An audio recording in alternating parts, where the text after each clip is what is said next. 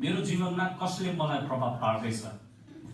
हितोपदेश 13:20 र 1 कोरिन्थी 15:33।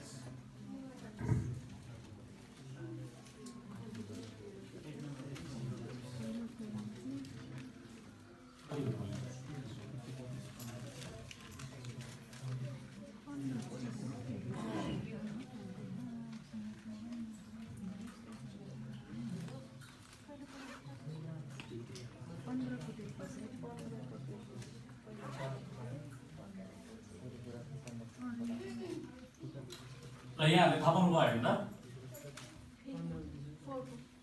पोको के हो? 1 कोरिन्थी कति भन्नु?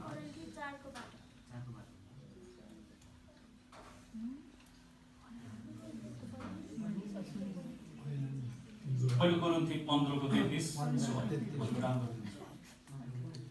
पहिलो तिमोथी 4:12। हामीले परमेश्वरलाई सधैँ विश्वास गर्नुपर्छ, किनभने उहाँले सधैँ हामीलाई सही निर्णय गर्दाखेरि परमेश्वरले हामीलाई सधैँ सहयोग गर्नुहुनेछ। विश्वास र अनुशासनले सफलता ल्याउँछ। हामीले परमेश्वरमा विश्वास गर्दाखेरि त्यो अवश्य सफल हुनेछ। परमेश्वरमा हामीले विश्वास गर्नुपर्छ।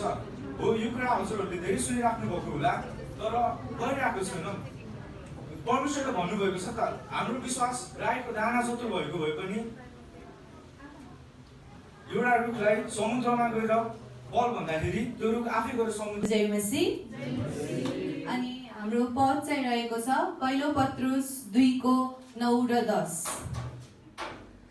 हुन्छ, म पाठ गर्नेछु। यहाँ चाहिँ यसरी लेखिएको छ, तर तिमीहरू त चुनिएका वंश, राजकीय पुजारी, पवित्र जाति, परमेश्वरका निजी प्रजा हौ। उहाँले तिमीहरूलाई अन्धकारदेखि उहाँको उदयको ज्योतिमा ल्याउनु भयो, ताकि तिमीहरू उहाँका आश्चर्यपूर्ण कार्यको घोषणा गर्न सक।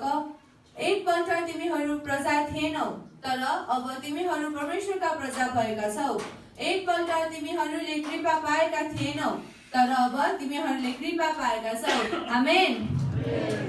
हुन्छ, अब हामी चाहिँ यहाँबाट चाहिँ अब मेरो पहिचान के हो त, हाम्रो पहिचान के हो त भन्दाखेरि यहाँ 9मा पढ्यो भने प्रशस्त गरी पाउँछौँ है। तिमीहरू चाहिँ चुनिएका वंश, राजकीय पुजारी, पवित्र जाति, परमेश्वरका निजी प्रजा हो। तर हामी चर्चमा जे देख्छौँ, जे गर्छौँ, जुन क्रिस्चियन हामी समुदायमा हुँदाखेरि जे गर्छौँ त्यही हामी बाहिर गएर पनि गर्छौँ कि गर्दैनौँ भन्ने चाहिँ एउटा प्रश्न रहेको छ है। अनि म चाहिँ यो पद पढ्न चाहन्छु।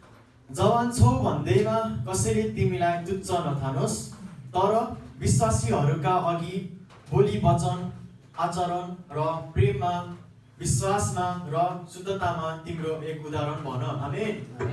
यो पदलाई चाहिँ अलिक सजिलो भाषामा अथवा सजिलो सेन्टेन्समा भन्नुपर्दा चाहिँ तिमी उमेरमा सानै छौ भनेर कसैले तिमीलाई हेप्न नपाओस्, बरु आफ्नो बोली, व्यवहार, प्रेम, विश्वास र शुद्धतामा अरूको लागि के भन्छ त, केही कुरा गर्नु लाग्यो भने पनि होइन, अब मान्छेले चाहिँ के गर्छ त, यो फलानु ढिस्कानु भनेर जज गर्छ। तर हामीले चाहिँ के गर्नु पर्यो त, त्यो कुराबाट बच्नको लागि हामी चाहिँ उदाहरणीय बन्न जरुरी छ। अनि कस्तो कस्तो चरित्र चाहिँ हामीले निर्माण गर्नु पर्दछ त, विशेष गरी जवानीहरूले आफ्नो बोली वचनमा, भन्नुहोस् बोली वचन, आचरण र प्रेममा, जसको अर्थ हाम्रो डे टु डे एक्टिभिटिज, व्यवहार। म चाहिँ ग्रुप टीबाट 4बाट आएको।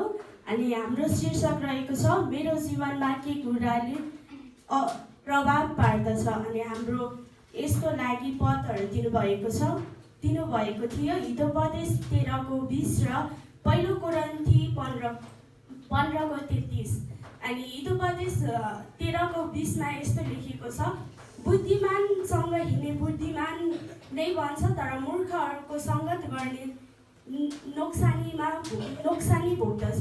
यसले भन्ने खोजेको चाहिँ हामी मानिसहरू धेरै बुद्धिमानीसँग भन्दा हामी मूर्खहरूसँग लागिरहेको हुन्छौँ। सांसारिक तरिकाले हेर्नु पर्दाखेरि हामी जे कुरा हामीले गर्न नहुने छ, परमेश्वरको छोराछोरी भएपछि जे कुरा हामीले गर्न नहुने थियो, तर हामी सांसारिक तरिकाले लागेर साथी सङ्गीहरूको सङ्गत लागेर अनि सोसाइटीबाट हेर्दाखेरि सबैबाट चाहिँ हामी खराबतिर मात्र लाग्छौँ। र परमेश्वर